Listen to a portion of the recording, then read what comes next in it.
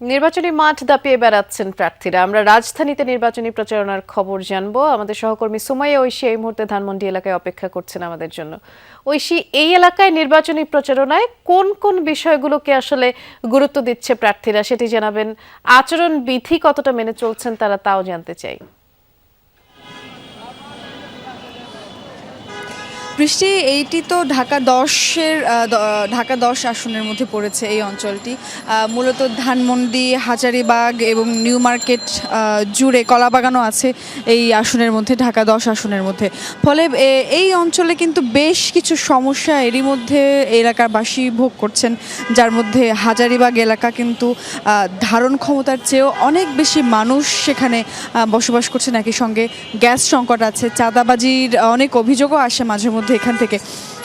প্রার্থীরা যারা আছেন তারা কিন্তু প্রত্যেকেই আশ্বাস দিচ্ছেন যে এই সমস্ত সমস্যা তারা মোকাবেলা করবেন, সমাধান করবেন। কিছুক্ষণ আগে কিন্তু আমরা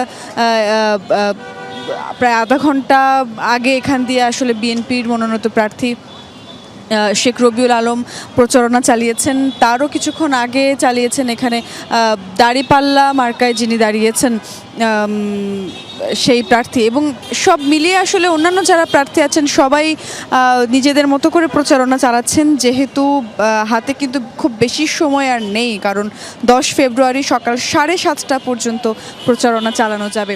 সেই অনুযায়ী কিন্তু একদম শেষ মুহূর্তে বেশ কিছুটা সময় মাত্র আর হাতে আছে। ফলে এই মুহূর্তে প্রচারণায় নেমে পড়েছেন প্রার্থীরা।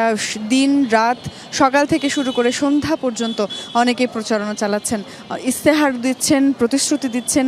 এবং রাস্তার বিভিন্ন জায়গায় কিন্তু আমরা দেখছি সাদা কালো যে ব্যানার, বিভিন্ন প্রার্থীর মার্কা এবং সেই প্রার্থীর ছবি সংবলিত যে ব্যানারগুলো আছে সেগুলো আছে।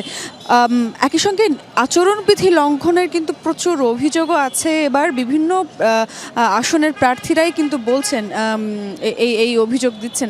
কিছুদিন আগে প্রচারণা চালানোর সময় রবিউল আলম বলেছিলেন যে আসলে একটি দল টাকা দিয়ে ভোট কেনার চেষ্টা করছে ভোটারদের পক্ষ থেকে, সেরকম অনেক অভিযোগ আছে। তবে সুষ্ঠু নির্বাচন দিন শেষে হবে এরকমটি প্রত্যাশা সব প্রার্থীদের। তারা চান নির্বাচন কমিশন যাতে খুব নিরপেক্ষ একটি ভোট নিরপেক্ষ নির্বাচন যাতে আয়োজন করে সেইটাই প্রত্যাশা বলছিলেন আপনি। ধন্যবাদ ঐশী।